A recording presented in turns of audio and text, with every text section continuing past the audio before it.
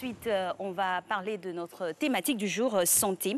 Elles interviennent de manière, on va dire, inopinée et puis peuvent durer environ 60 minutes. Ce sont les bouffées de chaleur. Comment vivre avec, comment les gérer? On va en parler avec notre docteur gynécologue obstétricien, professeur Kofi Achille. Mais avant, postulat avec la capsule. Bouffée de chaleur, sueur nocturne, une irritable idée associée à des troubles de sommeil, une fatigue qui s'installe. C'est l'arrivée de la ménopause qui sonne souvent lors du bilan du milieu de vie. Je suis un peu âgée, mon règle là, comme il ne fait plus, et puis il a demandé à mes soeurs, il dit que c'est comme ça passait. Quand ça vient comme ça, ça se couper comme ça, là tu ne fais pas règle là. Et puis tu es essuyé, ton corps est chaud. Près de 4 femmes sur 5 présentent de façon fréquente des symptômes liés à la ménopause, ce qui n'est pas le cas chez Dame Nguessan, que nous avons visité dans le village d'Alokwa, à 20 km d'Abidjan. Ça fait 5 ans qu'aujourd'hui, je suis dans ma ménopause. Vraiment, je suis en bonne santé, puisque ça ne m'a pas créé de problème. Mais la réduction de la production d'hormones n'est pas la seule cause qui entraîne les désagréments chez la femme à cette étape de sa vie. Entre 20 et 45 ans, la plupart des femmes rêvent d'une vie active bien remplie et d'une vie amoureuse qui rime avec mari et enfant. Deux fois, tu n'as pas encore fait d'enfant. Deux fois aussi, l'homme à laquelle tu as eu des enfants, peut-être il n'est plus. Tu dois te remarier. S'il n'y a pas d'enfant en Afrique, ce n'est pas trop intéressant dans le foyer. L'état de la ménopause crée des tensions, des petits disputes à la maison. Du coup, le monsieur sort dans les bras des autres femmes. Au plan psychologique, c'est une étape importante dans la mesure où la femme a le sentiment de passer à un autre âge. Et c'est vrai, avec tout le corollaire qui est lié à ce fait, le sentiment d'avoir vieilli et peut-être d'être moins désirable, moins féminine pour son conjoint. Certaines femmes font recours aux traitements hormonaux, aujourd'hui indexés. Il a été noté qu'il y avait un certain risque à les maintenir au-delà d'une certaine période pour ces femmes qui n'en produisaient plus naturellement, notamment, éventuellement aussi dans les cancers du sein et d'autres cancers gynécologiques. D'autres préfèrent recourir à la médecine traditionnelle, comme Aïcha, âgée de 39 ans qui ne voit plus ses menstrues depuis 1 an. Non, il y avait problème d'affaires des femmes. Ça c'est pas tout on dit. Pour traiter la ménopause, j'ai 17 qualités de plantes. Une variété de plantes qui me permet de faire une complémentarité. Tu peux voir le visage âgé, mais elle n'est pas tellement vieille. Donc je leur demande d'abord l'âge. Quand ils me disent l'âge, que l'âge n'est pas arrivé jusqu'à 45 ans, je sais que c'est ménopause précoce. Donc je lui donne des médicaments pour traiter. Tu mets acquis, tu mets câblé, tu écrases bien, tu mets dans l'eau, tu bois. Je voulais savoir, qu'est-ce qu'il faut faire pour éviter cela? Parce que où tu n'as pas l'âge de la ménopause et puis ça surgit brusquement. En tout cas, cela m'inquiète aussi. Retour sur le plateau, mesdames et messieurs, après ce postulat, le thème, bien évidemment, comment vivre avec les bouffées de chaleur. Professeur Achille Kofi, rebonjour. Alors, voilà, moi je suis très pragmatique. On va redéfinir les thèmes, ménopause, bouffée de chaleur. Qu'est-ce que c'est? Alors, la ménopause se définit comme étant l'arrêt définitif des règles. En termes de définition, c'est simple. C'est l'arrêt définitif des règles. Tout ça. Exactement. Puisque la femme en période d'activité génitale est caractérisée par la survenue de façon régulière, de façon cyclique de règles. La ménopause, c'est quand cette patiente ou cette femme n'a plus de règles. Voilà la définition de la ménopause. Les bouffées de chaleur. Alors, les bouffées de chaleur sont un des signes, je ne vais pas dire en général le deuxième signe manifeste de la ménopause. Le premier, c'est quoi? Le premier étant... la cessation. Voilà, ce qui définit la ménopause, l'absence des règles. Donc, les bouffées de chaleur constituent le deuxième signe. En fait, il s'agit de patientes qui présentent des sensations qui, en général, partent du thorax pour remonter,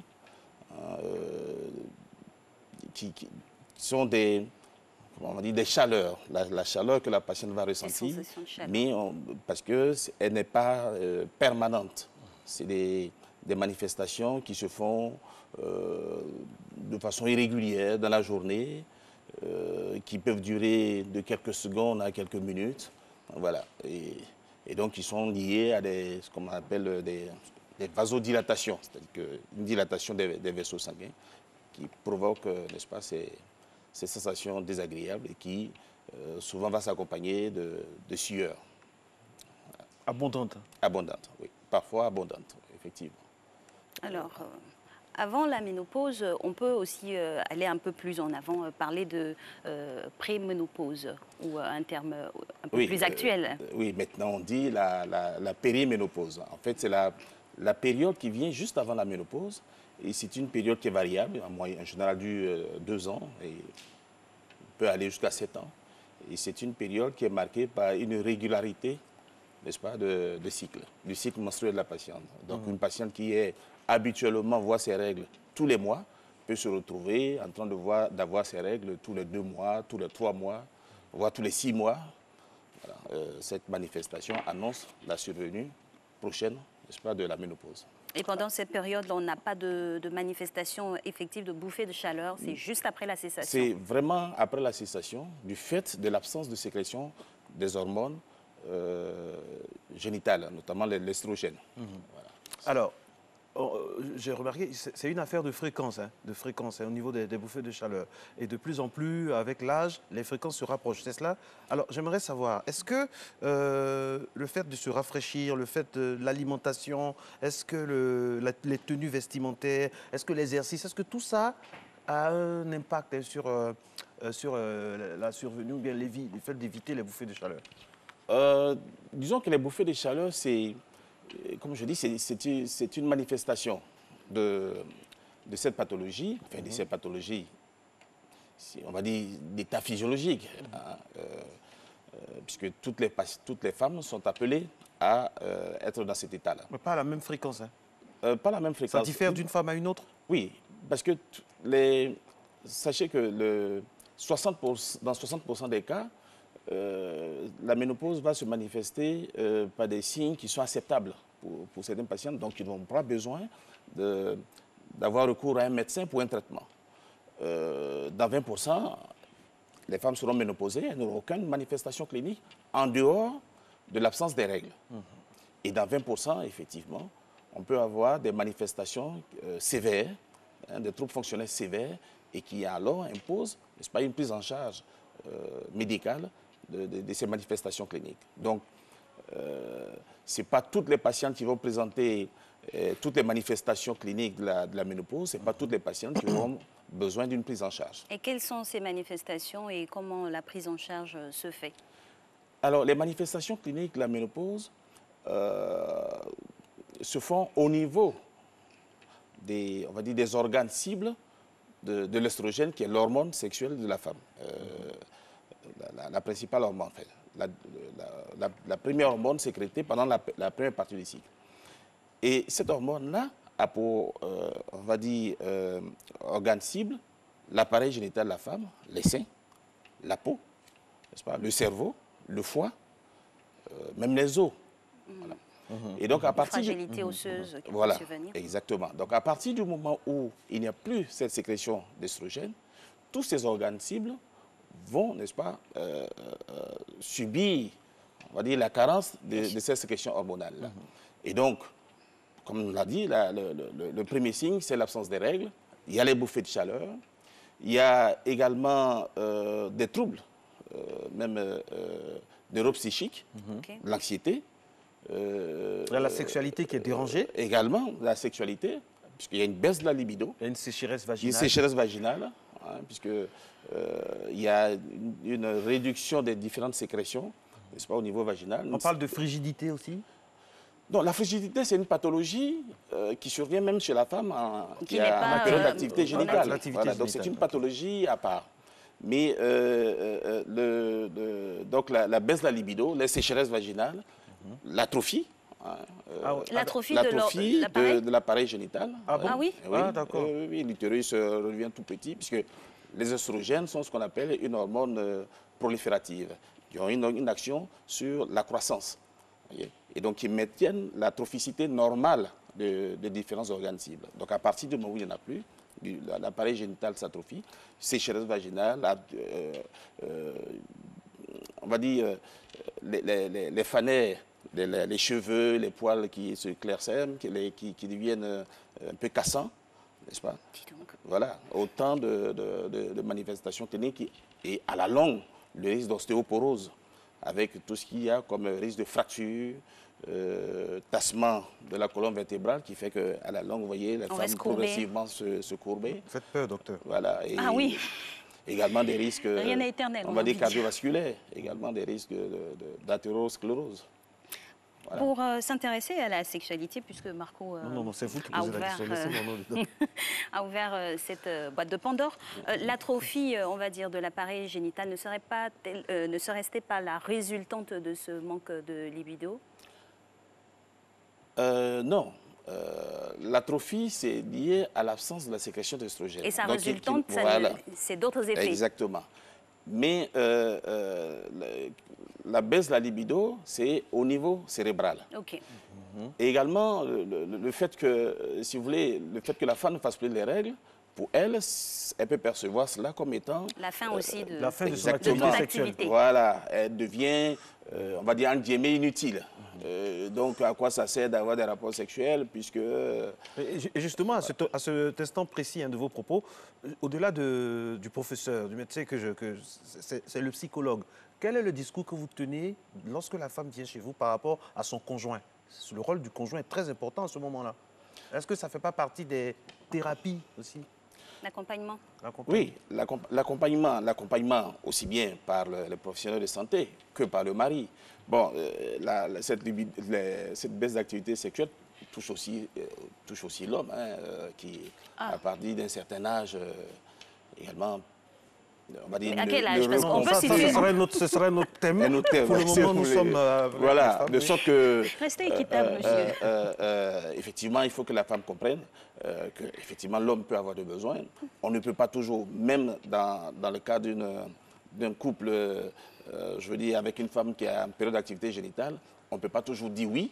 On ne peut pas non plus toujours dire non. Absolument. Il y a des moyens de pouvoir éviter le juste milieu, de pouvoir, puisque l'absence des rapports sexuels sera liée à, certes, la perte de la libido, mais également du fait de la sécheresse, lorsqu'elle peut avoir des rapports, des douleurs, des brûlures qui font que même quand le monsieur la sollicite, elle peut refuser. Mais là aussi, il y a des différents moyens de pouvoir, on va dire, instruisez toutes ces dames-là à ces moyens. C'est l'utilisation de lubrifiants.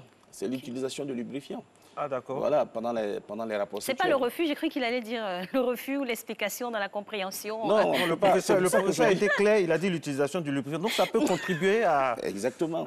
Les rapports sexuels. À fluidifier les rapports au sens propre comme au sens figuré, à rapprocher le couple. Tout à fait. Les rapports sexuels sont un moment de rapprochement, un moment important dans un couple, qui contribue également à la, on va dire, à la solidité d'un couple. Alors, docteur, comment faire pour diminuer les bouffées de chaleur? Alors, pour diminuer les bouffées de chaleur, c'est surtout, on va dire, l'hygiène de vie. L'hygiène de vie, parce que... Bien manger, faire du sport. Voilà, faire du sport, avoir une activité physique. Régulière. Ne pas porter des habits trop serrés. En tout cas, donc, près du corps, s'abstenir. Oui, s'abstenir. Non, près de l'ADN, des fois. Voilà, autant donc de mesures d'hygiène qui permettent de réduire, mais pas de, on va dire, annuler totalement la bouffée de chaleur chez les femmes chez qui ces bouffées existent. Parce que, comme je l'ai dit, ce n'est pas chez toutes les femmes qu'on va avoir des bouffées de chaleur, et ce n'est pas toutes les bouffées de chaleur, justement, qu'il va falloir prendre en charge. Parlons celles qui sont invalidantes. Catégorisation de femmes. On a vu dans l'élément tout à l'heure, il y a une dame de 40 ans qui dit qu'elle est ménopausée. Dans ce cas-là, comment elle doit réagir en fonction des âges? Est-ce qu'il y a une différence? Rare, hein? Voilà. Oui. Alors, la bouffée de chaleur, on a tellement parlé de cela que, disons que la ménopause survient, on va dire, autour de 50 ans, avec un intervalle de 5 ans. Officiellement. 45 ans et 55 ans. Des environs. L'intervalle dans lequel ça survient, la ménopause survient, 45-50 ans. Lorsque la ménopause survient à 40 ans? Avant 40 ans, c'est une ménopause précoce.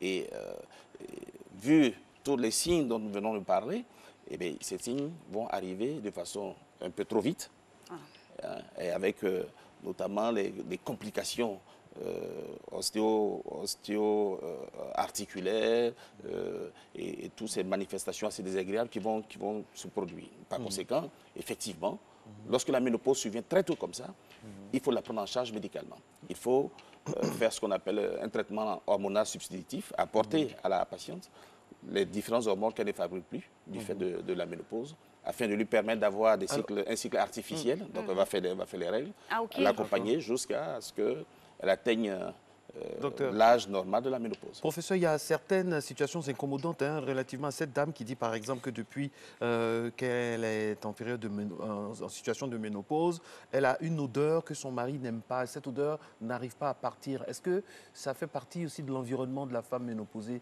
Les bouffées de chaleur, est-ce que ça peut donner des odeurs désagréables? C'est surtout la sudation. Oui. La sudation, la transpiration qui est responsable de ces odeurs-là. Et donc, effectivement, si elle est prise en charge, ces différentes c'est-à-dire que ces bouffées de chaleur sont régulièrement nocturnes. Exactement. Exactement. C'est la caractéristique, il s'agit de bouffées de chaleur avec hypersudation nocturne. Laquelle hypersudation, justement, entraîne quelquefois des troubles du sommeil. La patiente n'arrive pas à dormir parce qu'elle va se réveiller complètement mouillée, trempée dans la sueur. Voilà. Des fois, c'est assez accommodant quand même. Dans ce cas d'espèce-là, comment on doit aménager l'environnement? Parce que voilà, on vit avec quelqu'un, on partage la même couche que lui. Comment ça doit se passer? Est-ce qu'il y a des astuces pour ne pas incommoder l'autre? Non, quand les manifestations cliniques deviennent aussi sévères, il y a la solution, c'est la prise en charge médicale. Parce qu'il y a un traitement qui existe. La médecine règle tout ça? Oui. Il n'y a pas d'autres astuces de vieille grand-mère, ce genre de choses? Si, par exemple, on parle de respirer, boire beaucoup d'eau, respirer, faire du sport. Oui, ça, c'est, comme je dis, c'est l'hygiène de vie. Manger bien, voilà. Contrôler son poids, tout ça. Mais ça permet de réduire. Arrêter de fumer. Ça permet de réduire les signes cliniques. Mais lorsque on a des manifestations aussi importantes, telles qu'on n'arrive pas à dormir, ces moyens-là, seuls ne suffisent pas. Il faut en ce moment-là prendre un relais par un traitement médical. Par contre, lorsqu'il s'agit de manifestations assez désagréables, mais on va dire qui ne sont pas aussi sévères, effectivement, les moyens d'hygiène de vie permettent de pouvoir contrôler ces différentes manifestations cliniques. Parce que, pas, comme on l'a dit, ce n'est pas toutes les ménopauses qui auront besoin d'une prise en charge médicale. C'est lorsqu'elle est sévère. Voilà. Il y a des aliments conseillés, concrètement? Les aliments, si... On parle de plats épicés, au piment noir, au piment fort, au poivre. Tout ce qui est épicé, oui, puisque ça va, exactement comme vous dites, ça va entraîner, n'est-ce pas, une production encore plus de chaleur. Et donc, c'est ce qui est évité, on parle de plats épicés, les boissons alcoolisées, les boissons chaudes, les gras saturés, les huiles hydrogénées. Tout ce qui va entraîner un catabolisme de façon importante. Donc, parce que s'il y a des catabolismes, effectivement, il y a une production d'énergie, une production de chaleur. Donc, il faut éviter tout ce qui peut entraîner un catabolisme assez important.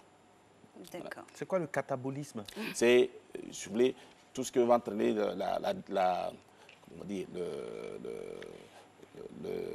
la destruction. Puisque quand vous consommez des repas, notamment la graisse et les épices et tout ça, ce sont des aliments qui sont énergétiques. Et donc, qui vont produire suffisamment d'énergie et donc qui vont dégager beaucoup de chaleur et qui vont s'ajouter à vos bouffées de chaleur que vous avez déjà et c'est assez désagréable. Professeur, est-ce que ça dit qu'une femme qui est ménopausée est épanouie? Parce que quand on vous entend, ça fait un peu peur. Est-ce qu'une femme ménopausée arrive à s'épanouir avec tout ça, là, avec tout ce contingent de... d'effets négatifs? Je vous ai dit, les 20%, 80%. Exactement. D'accord. Exactement. Alors, docteur, là, c'est pour les femmes qui ont la chance de vivre en zone, on va dire, urbaine, qui peuvent facilement voir un médecin, un professeur comme vous. Et les dames qui sont dans les zones, on va dire, rurales, au village, comment la prise en charge, comment elles doivent gérer cette étape de leur vie? Bon, nous avons la chance d'avoir quand même si ce n'est pas aussi parfait qu'on aurait souhaité, d'avoir quand même des centres de santé sur toute l'étendue du territoire. Donc, il y a des zones beaucoup plus reculées où des fois c'est une fois par... Voilà. Oui, mais...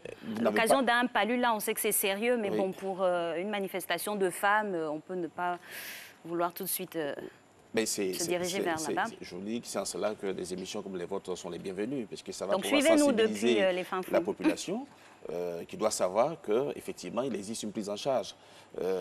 Parce que malheureusement,